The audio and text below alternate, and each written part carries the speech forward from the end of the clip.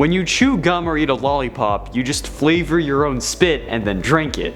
Greetings Nerd Squad, welcome back to Top 10 Nerd. I'm your host Connor Monroe and I say these things at the beginning of videos to make you think. We look up to superheroes, they're incredible. They show us what kind of person we should be and they inspire us to be better. But heroes are humans too, well mostly, and they have their flaws. And their flaws are accentuated by their powers because with great power comes great screw-ups. But which blunders make these heroes worse than the foes they face? That's what we're exploring with this list of the top 10 superheroes worse than their supervillains part 2. Let's get started. In at 10, Reed Richards. We all know the story of the Fantastic Four, and their leader, Reed Richards, has not been the best companion to his group over the years. His problem-solving skills usually involve him making a bad decision and not consulting everyone else, or anyone for that fact, even if it involves their lives too. In the 2013 Fantastic Four series by Matt Fraction, Mark Bagley, and Mark Farmer, Reed discovers that the powers the Fantastic Four had gotten during their mission was ultimately killing them, but he hides this fact until Sue's powers kick in without her wanting them to. Then he reveals that they're actually dying. Not his call to make, and speaking of Sue, holy crap, this man is a handful. He injected their son with nanomachines to track him without consulting her. Sure, it was with good intentions, but still. And there was also the time that he hit her. Yeah, while this panel is usually taken out of context, the context doesn't make it much better. If anything, it can make it worse. While Sue was being manipulated by Psycho Man turning her into Malice, Reed notices that her feelings were flipped. So in an effort to make her love him, he had to get Sue to hate him. He does this by hurling insults at her. This was clearly working already and was about to work entirely, but then he puts the cherry on top of the crab cake and slaps her in the face. Sure, it wasn't Sue, but he was doing all of this to make Sue hate him, so to him, it was Sue. And he did intentionally hit her. Even if it was Malice, he was still hitting Sue, so jeez. In at 9, Namor. While Namor might be a member of the Illuminati, this isn't the version of Earth I'm talking about. On Earth 1610, Namor was sealed away in a tomb at the bottom of the ocean. The Fantastic Four found it and freed him, and he put up a fight when he was released, but they managed to beat him. The translations they got off the tomb said that he was the last king of Atlantis, but he wouldn't reveal any secrets unless he was alone with Sue, calling her the prettiest one.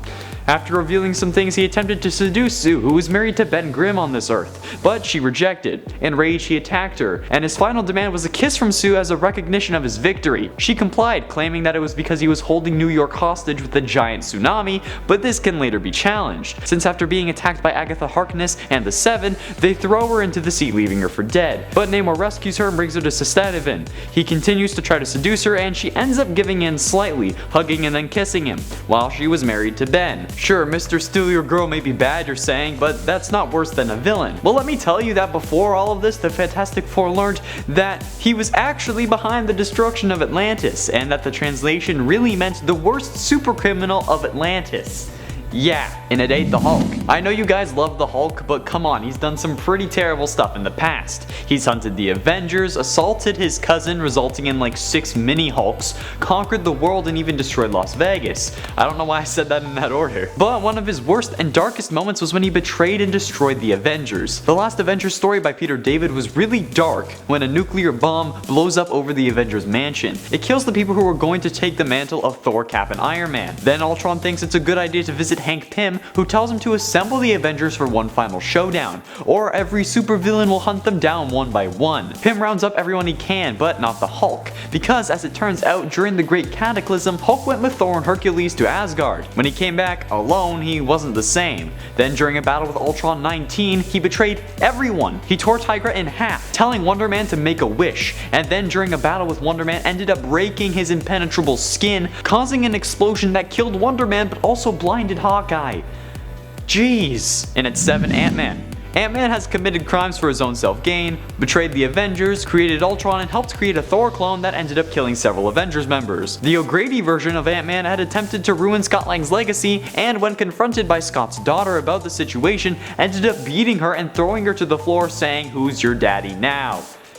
How classy. He also watched Captain Marvel shower, and he also did this with several women he wasn't able to close the deal with per se. He ain't no Barney Stinson. And going over to Earth 1610 and the Ultimatum storyline, while searching for his missing wife, Hank found the Blob eating his wife's corpse. Obviously this enraged him, but then he decides that it would be a good idea to bite off Blob's head and spit it onto the ground, all in front of his team. In one of the darkest moments of the series, and I think of Marvel in general. Jeez. And at 6, Robin. Considering how the reimagining of the Teen Titans started with Damian Wayne kidnapping them in order to form the team, that helps to show me what I'm dealing with when I'm talking about this version of Robin. While the father-son relationship may be filled with tension, no trust, and betrayal, nobody expected Damian to leave his father in order to train with him. See what I did there? No, Damian left Bruce to train with Bruce's former partner called Nobody. The first thing Nobody tells Robin to do is shoot a corrupt ambassador. He does, but the gun has no bullet. But it shows that without hesitation, Damian was willing to abandon his father and the famous rule he has. He then takes that training and decapitates the Spook and his whole gang when they had Arkham hostage. I don't really think I need to explain this one to you all. You know he's a bad boy, and some of you like it, and it's kind of weird. He also then killed Nobody.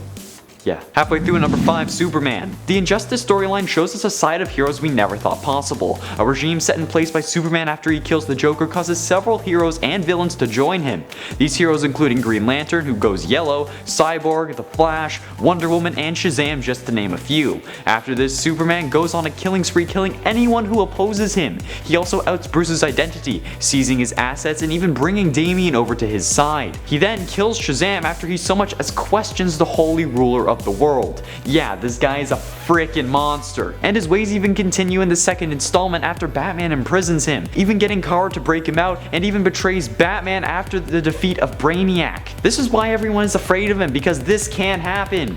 It did in F4 Scarlet Witch. In the 2005 storyline House of M by Brian Michael Bendis, Scarlet Witch suffers a mental breakdown after the loss of her children. This causes her to use her incredible powers to alter the very fabric of reality and recreate the world in an effort to get her children back. The story consisted of 8 core issues and several tie-ins and miniseries, and replaced the main Earth 616 continuity for a time, but was later revealed to have taken place on Earth 58163. The world was created when Scarlet Witch and Charles Xavier combined their powers to give the new Avengers and X-Men their heart's desires. This does end up reverting back after a time, but still, recreating an entire world in the way you see fit is never a good idea. Remember what Flashpoint did?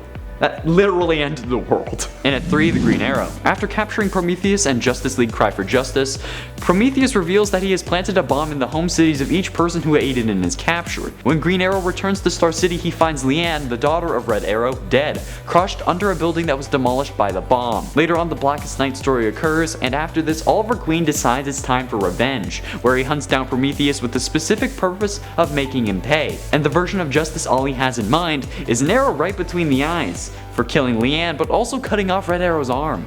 The storyline called The Fall of Green Arrow shows the consequences of his actions, and it takes place essentially immediately after this, which is often considered the worst Green Arrow story ever, and with Arrow they adapted it in a different and compelling way, making Prometheus kill himself at the end of season 5, and Roy lose his arm in the episode before Crisis on Infinite Earths. He doesn't have a daughter in the show, however, but damn. Oliver hunted down Prometheus with the express purpose of revenge. That's something that nobody expected, and I sure as hell didn't, but it happened. And at 2, The Flash. In The Flash, the Fastest Man Alive story in 2006, Bart Allen, who was the Flash at the time, died due to a clone from the future tricking the rogues into helping. Just an hour after this happens, Wally West, who was previously thought to be dead, realizes he has greater control over the Speed Force than he ever has before. He was able to pull the speed from Inertia, the clone from the future, and prevent him from moving as he interrogated him while running. While being questioned, Inertia shows how much he enjoyed his part in killing Bart, which made Wally absolutely lose it. He claims that the only reason Inertia is alive is because he's at least part Bart, so instead he runs him into the Flash Museum and uses his incredible control over the Speed Force to freeze Inertia in place, trapping him in a frozen body, forcing him to stare forever at the statue of the man he killed.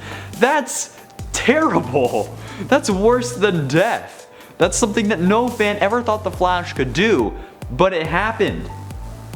Jeez. Finally, in at number 1, Doctor Strange. In Jason Aaron's Doctor Strange run, it's revealed that conjuring spells can cause immense suffering on the body and mind. So as a way to try and manage and even negate the pain, allowing him to be immensely more powerful, Strange takes all the suffering he feels and locks it in the basement of the Sanctum Sanctorum. But eventually that pain takes its own physical form after being trapped for so many years, and grows more and more powerful in this form, until eventually it gets freed by the Sorcerer Supreme and decides it should inflict pain on everyone who's devoted devoted to the sorcerer. The pain then feeds on the pain of everyone while terrorizing them as Mr. Misery. Each and every victim of this horrific and terrible beast is due to Strange wanting to have consequence-free magic, but as we learned from Rumpelstiltskin and Once Upon a Time, magic always comes with a price. There we have it, Nerd Squad, the top 10 superheroes worse than their supervillains part 2. What did you think of this list, and are there any heroes you thought would be here? Let me know below, and on your way down be sure you hit like and subscribe for daily nerdy content and ring that bell so you know when we upload. Thank you all so much for watching. I have been Showerman Connor Monroe,